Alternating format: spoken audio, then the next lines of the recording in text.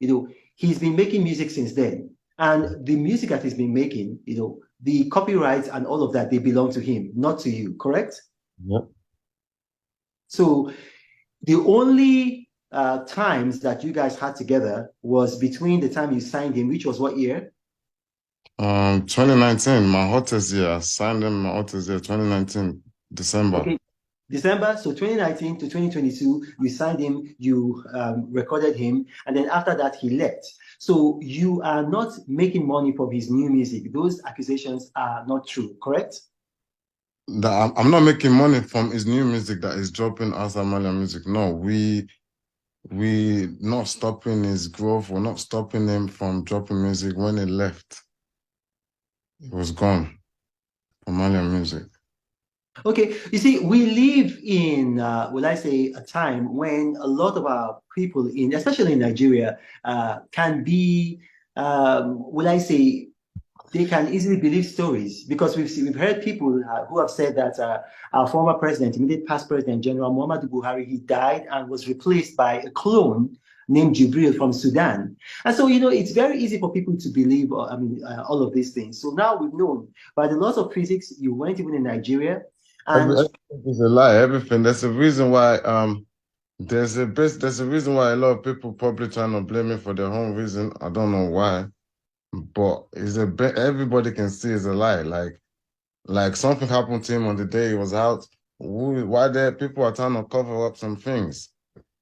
Like I no, said, Aziz, you cannot say that everybody knows it's a lie. A lot of people are blaming you. In case you don't know, you've lost hundreds of thousands of followers on Instagram. So we need to clear the air. We need yeah, to clear the air with the truth. that's true. That the losing followers is not like anything to me right now. Like Mohbad is late. It's not here anymore. That's a lot. That's more than I'd rather lose all my followers and have him here. You understand? My followers is not is that's a very small thing in this situation. It's very, very small. That's But admirable. to clear the hair is really, really important. And I believe the Nigerian police are doing their job. I mean, the government agency, they're doing their job, and the truth is gonna come out. One thing has already come out. When you say the truth is going to come out, I mean, we've already begun to I see mean, some truth coming. the whole Yeah. truth is gonna come out. No, but we've already began to see some truth coming out. The hospital, or I mean, I don't know if you could call it a hospital, let's say the clinic or the medical facility that he was taken to, they said that he was brought in dead on arrival. But we do know that one of the young men around him, let's say essentially a groupie, had said that he spoke with him while he was at the clinic and that he talked with him and he took a photo with him. But then this actually contradicts the story from the medical facility that he was brought in dead. Another thing that we do know is that the auxiliary nurse who actually injected him has been repudiated by the Nursing Council of Nigeria, saying that she wasn't registered. Essentially, she was a quack. So we're beginning to see some of these things come to light. And I think in the coming days, the opinion of the public might change. My question to you, Aziz, additional, Fashola, is this. Are you willing to go back to Nigeria if the Nigerian police wants to question you? 100% if they can guarantee my safety. Okay. Okay. Yes.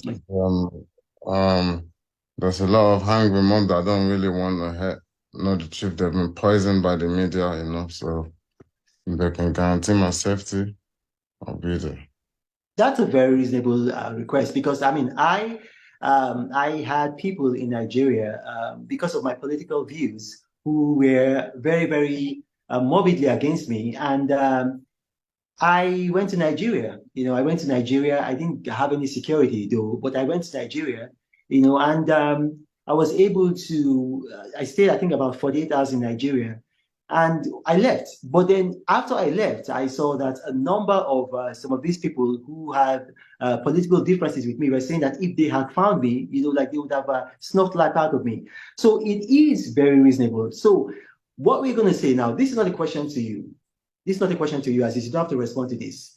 Now, we call on the Nigerian police, and I'm going to reach them after this interview. Can you guarantee the safety of Aziz Adesina Fashola? Can you guarantee his safety? Publicly guarantee his safety so that he can return to Nigeria if needs be to answer questions and to clear his name further. That is to the police. Now, one final thing before we go. One final thing before we go. We started from the very end, but let's start from the beginning. How did you meet this young man, Ilerioluwa Oladimeji Aloba? How did you meet him? I met him online. I met him by seeing his videos online, his freestyles, his songs, or there's some when he just used some of my words, or when he I've just been watching him online, and I sent him a message. Wow. And who gave him the name Mohbad? I don't know. That's the name I met him with. Okay, now one last thing. I know I said the last question, but one last thing. I'm like Oliver Twist. One last thing. We saw a video by, would I say, a pastor. It's a 70-year-old pastor. Whether he's 69, he's going to be 70. Pastor Tunde Bakare. And he said the reason why Mohbad died was because he was hanging around bad people. What do you say to that? If I have to start, that's the problem. That's what I mean, like that's the conversation. I don't know if we want to go into that conversation now. But I personally believe that he was actually stressed as much. He needed help. I believe he's been bullied. I believe he's in